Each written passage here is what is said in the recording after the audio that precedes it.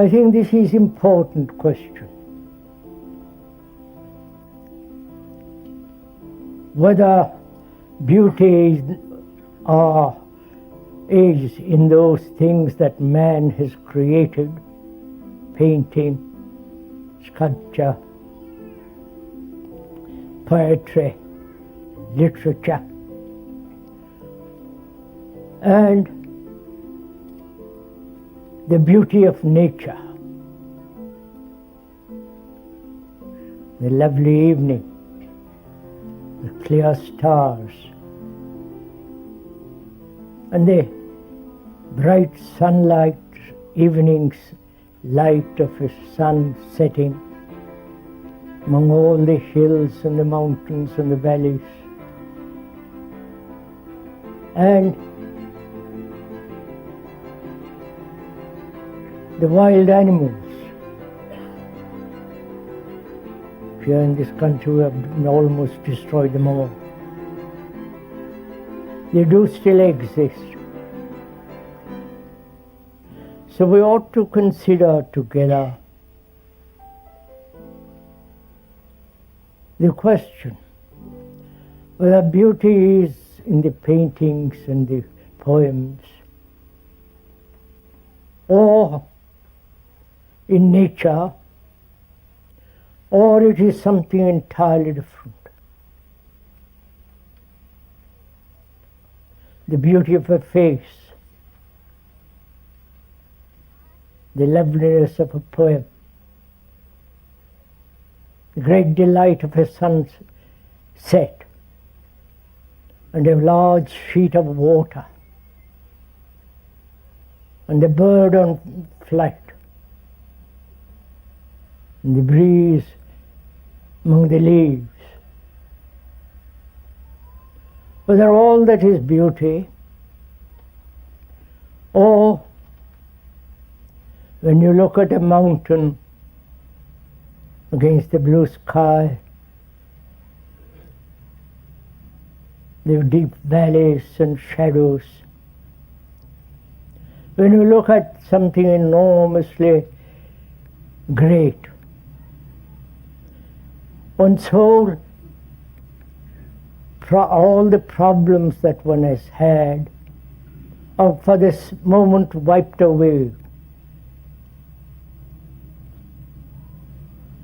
And you are in front of that silent quiet. There, the majesty of the mountain has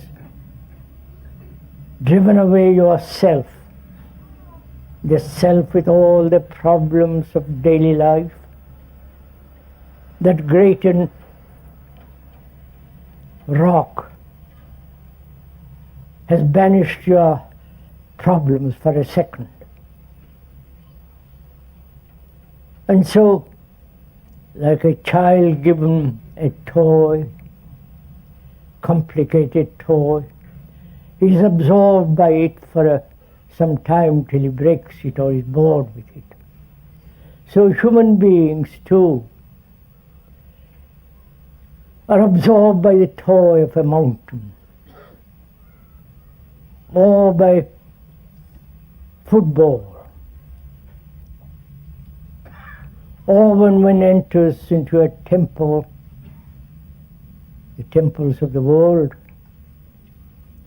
where there is certain quality of silence and all that, that also helps human beings for the moment to forget themselves.